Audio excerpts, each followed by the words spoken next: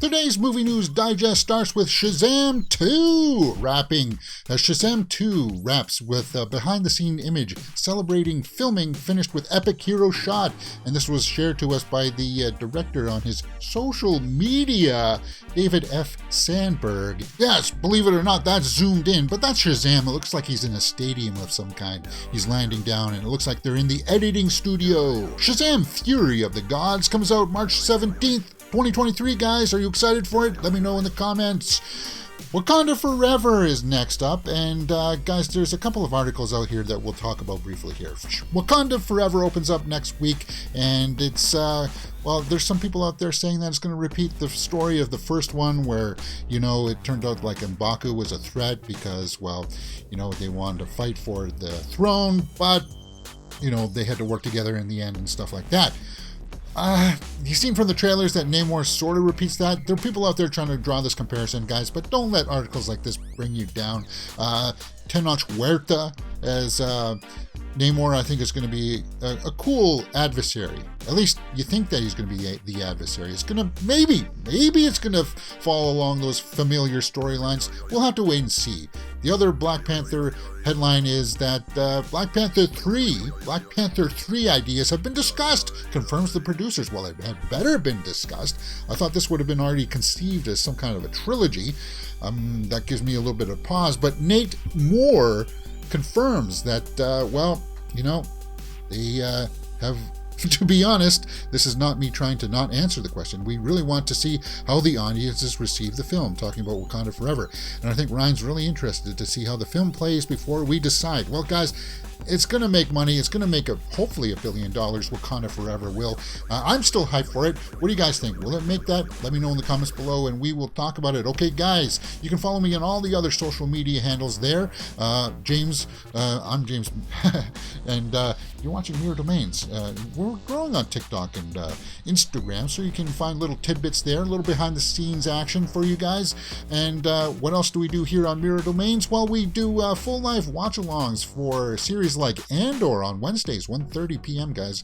Actually, it's going to be 1 p.m. now from now on. Star Wars Andor, check that out. That's kind of cool. And this Friday, we're going to be reacting to Enola Holmes 2 full movie watch-along. That's cool. On Saturdays, we do a Horror Weekly Roundup where we talk about all the big horror movie news headlines that drop during the week. And of course, then you know that we do the movie news there during the week. Getting back into the movie news here, guys, let's talk about Captain America 4.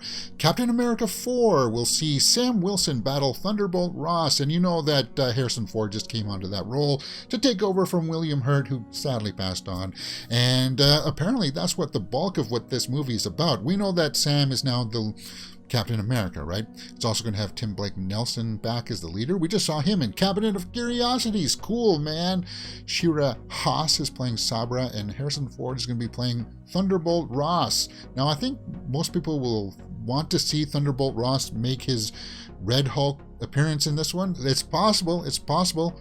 And in a quote here, Nate Moore said, well, look, Sam Wilson's Captain America, he is going to bring his own team to play. It's no secret that Samuel Stearns is making his return to the Marvel Cinematic Universe, which is fantastic because Tim Blake Nelson is the best, and indeed he is. Harrison Ford is taking over for General Thaddeus Thunderbolt Ross, and to see Sam Wilson and Thunderbolt Ross, which, if you remember, actually threw him in prison at the end of Civil War because he violated the Sokovia Accords, which are now amended thanks to She-Hulk, there's going to be some natural sparks there, which I think are going to be really fun. And I think a lot of people just want to see the Red Hulk. Bring on the Red Hulk! Bring on Harrison Ford! I can't wait for it. Captain America 4, guys. Slated for May 13th, 2024, so we're still a little bit ways off for that, but a little bit closer is Ant-Man 3. And Ant-Man 3 star Catherine Newton teases debut as Cassie Long. Yeah, they've been replacing the actresses who've been playing Cassie Long for every movie, which is kind of a bummer. But she says that Paul Rudd is a good guy to work with. Yeah, I think most people have said that, but she says that it was a little bit daunting to get into this role. She says that I'm really not perfect and I'm super impatient and I want to be a hero, but I have no idea what I'm doing, and I think Cassie Long is like that. She's trying to figure out how to be a good person and, you know, making a lot of mistakes. She's kind of a really mess. Yeah, so am I. You're definitely going to see some of that. Oh my good heart. So what do you guys think about Catherine Newton taking over for, the Cassie Long role? We saw her in the trailer for Ant-Man and the Wasp Quantumania. I like that, so I'll be up on board for that. Why not? Crystal Lake prequel, guys.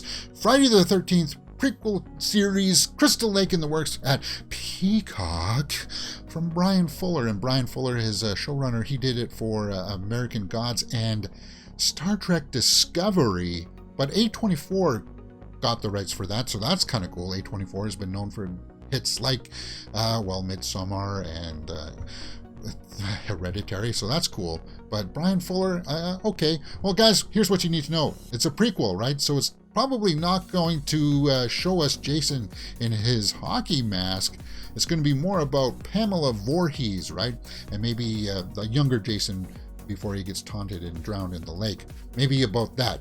But who could play the young Pamela Voorhees? Who would be up there in your books? Who would you want to see? That's what I want to know. Because it's the rights issue. Jason just isn't that persona just yet. If it's a prequel, yeah, he's going to be too young to have the hockey mask on. And it's a rights issue because they have the rights to make a prequel about Crystal Lake, but they don't have a right to the hockey mask Jason, which I think may throw off a few fans, but it's got me curious, guys. I really want to know. Who do you think could play the younger Pamela Voorhees? In my book, I would have to throw out the name, maybe Julia Stiles. We just saw her play a similar type role recently in Orphan First Kill. I could see that. I want to know your picks. Crystal Lake prequel. Cool idea, man. It's coming soon, so I want to see that too. The Eternal Daughter. First official trailer for Joanna Hogg's Ghost Tale starring Tilda Swinton debuted. And it's from May 24, so that's cool. BBC film. Guys, it's got a nice little feeling of tone of darkness to it. I recommend that you go and check this out. And you can watch this actually online right now on the A24 page. Tilda Swinton always brings it, guys. It's kind of a dark story. What is it about exactly? Let's go over to the IMDb. In this ghost story from acclaimed filmmaker Joanna Hogg, a middle-aged daughter and her elderly mother must confront long-buried secrets when they return to their former family home, a once grand manor that has become a nearly vacant hotel brimming with mystery. And we sort of see that darkness there in the trailers. Because is Tilda Swinton playing the younger and older version of herself somehow in this? Pretty funky, man. Go check out that trailer. Set to debut December 2nd, The Eternal Daughter, guys. What do you think about that? Moving on, Johnny Depp. Johnny Depp is going to be in a new movie called Jean du Barry. Right, Jean du Barry. Mai Wen is going to be directing and starring in this about Louis the 15th. And we got a new image of Johnny Depp. Let's pull that up. There we go, guys. Yeah, that's pretty much standard, I would say. That's pretty standard. But what is this Jean du Barry? We've seen this photo. Like, this was like the first image of him. Jean du Barry. That's what the IMDb says here. The life of Jean Bacou, who was born as the illegitimate daughter of an impoverished seamstress in 1743, and went on to rise through the court of Louis XV to become his last official mistress. And of course, you know, Johnny Depp is playing Louis XV, and Mai Wen is playing Du Barry. Okay, cool. It's French, guys. It's a French film. But new image of Johnny Depp. What do you guys think about that? I gotta stop saying that. I gotta figure out a way to curb saying check that out, guys. Anyway, The Fall Guy, Everything Everywhere All at Once breakout. Stephanie Su, I think, joins Ryan Gosling in Universal's The Fall Guy. Yesterday we talked about Aaron Taylor Johnson joining that cast with Emily Blunt that we see here on the IMDb. David Leitch, who just did Bullet Train, is going to be working on this, directing this. Also, we'll be working with Aaron Taylor Johnson again. Ryan Gosling is the Fall Guy. Emily Blunt is there, guys. We talked about this yesterday. And now it looks like Stephanie Su is going to be there, so that's cool. The cast is rounding out nicely for that film. That's good news. But Sony Pictures quarterly profit slips to $202 million.